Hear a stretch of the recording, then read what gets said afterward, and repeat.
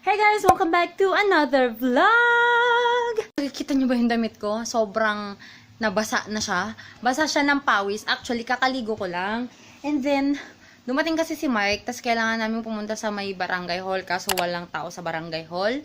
Actually, yung barangay hall dyan lang naman eh. Halos parang after 2 houses lang namin ng neighbor namin.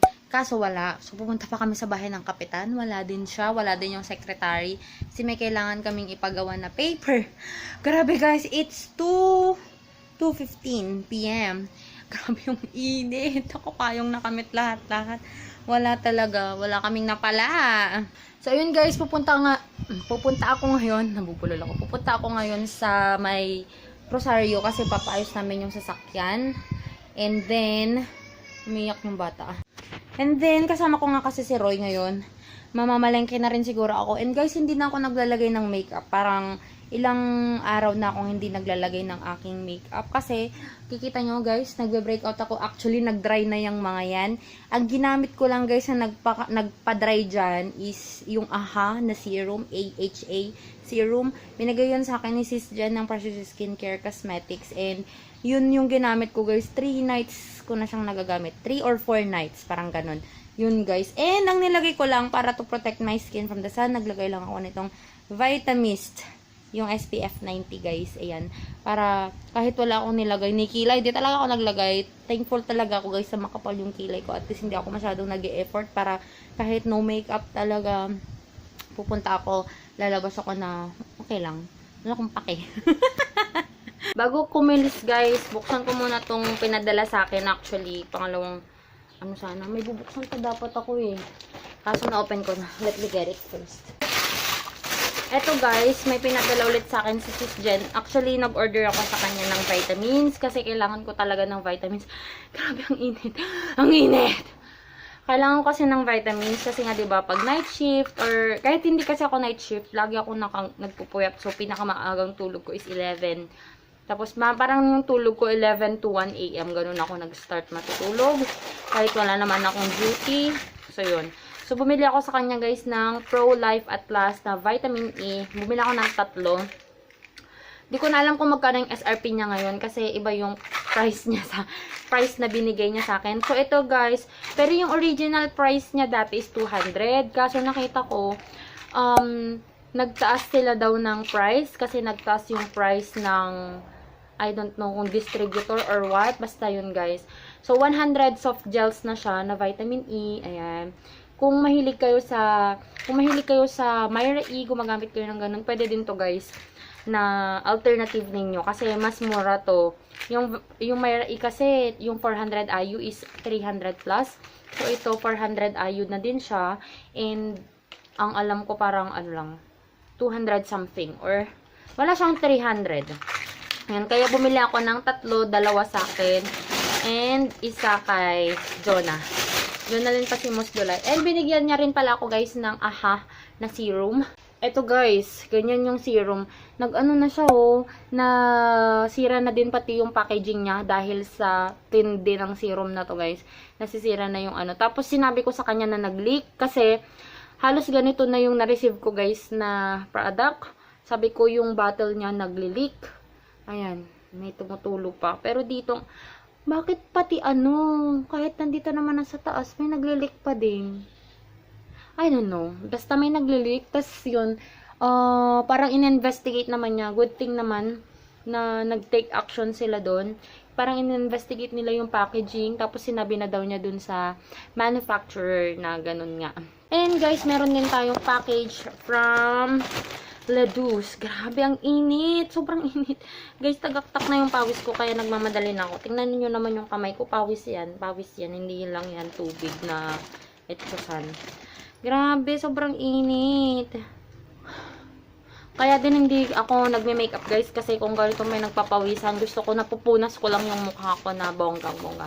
So, meron po tayo dito na mga Ledus tampons. Ayan. They sent this one to me para ma-review, ma-try yung product nila. Madami-dami siya in there. Ito guys, so i-review ko na lang to. Dami. Diyan na si Roho, yun dyan na yung kasama kong pupunta. Diba, puro mga lalaki yung kasama kong lumalabas. Siya yung magdadrive ng sasakyan. So, yung isang box nito guys is 16 na tampons. Ayan. I'll show it to you. Ayan, 16 na tampons and iba-iba. Ito pala super. So, puro super ah. Normal, and normal. Tatlong super, tatlong normal, and tatlong mini. Ayan. I will just make a review about this products na lang guys. So, let's go na. Dyan na sila. Ayan guys, nagbihis ako kasi basa na yung aking damit. Na yung blue, nabasa na siya. Agad sa pag-film ko lang ng vlog na yun. Na yung papunta akong, tubig ko ba to? Napupunta akong Rosario. I mean, nung pag-film ko ng Ladus na unboxing guys. Yun, sobra nabasa yung damit ko sa pawis. So, wala tayong ka-makeup. And listahan ng bibilihin. We need that. And a pen. Okay. We are good to go with Pamaypay. Let's go. Hey guys! I'm back! Ayan. So, papakita ko sa inyo guys yung ating pinamili sa ating grocery. Ito. Nag-grocery ako sa Friendship and namalengke ako. Pero yung pinamalengke natin nandun na sa may sink. So, let's start with this. Ito, buttered coconut. Yan, sinong nakakaalala nito? Merienda ng mga bata. And then, I got Wiggles. Baon sa hospital. Pang-boost lang ng sugar pag wala na talagang makain. And then, I got a pancake. Ayan. Ito yung may free na maple syrup.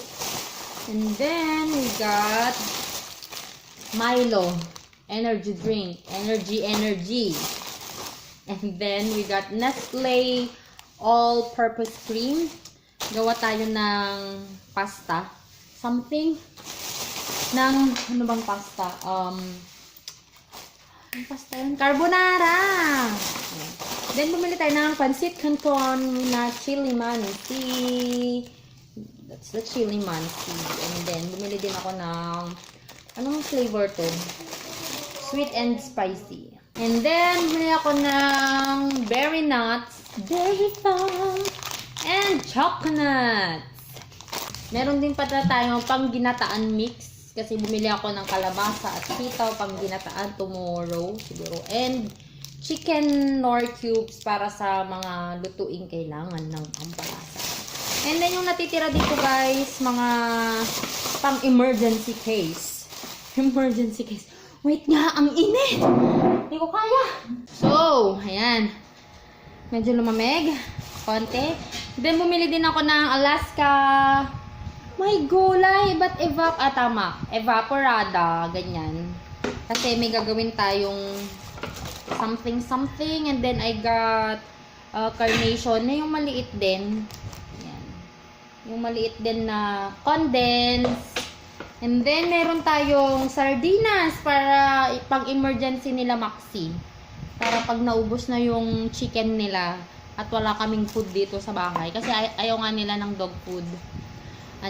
May uulamin sila. And then, we got Argentina beef loaf. Yes.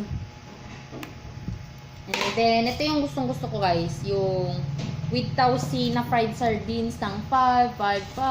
And then, meron din akong kinuha na hot and spicy. Para sa mga panahon na wala akong baon sa hospital. Ganyan ang kinakain namin. And then, tuna flakes na flakes in oil para sa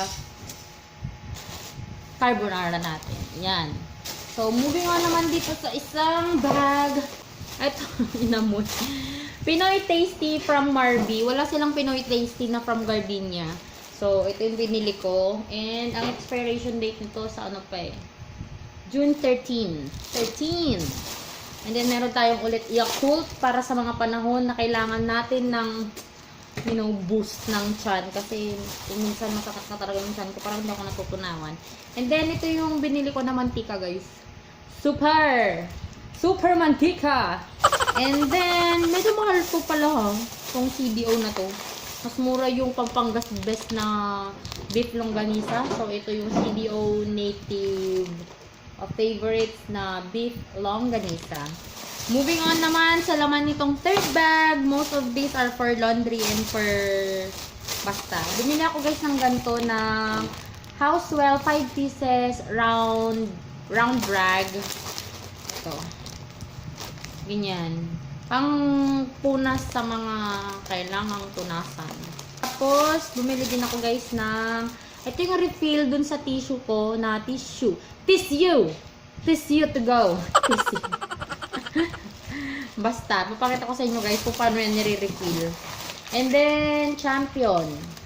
Ayan. Champion na, ang tawag dito?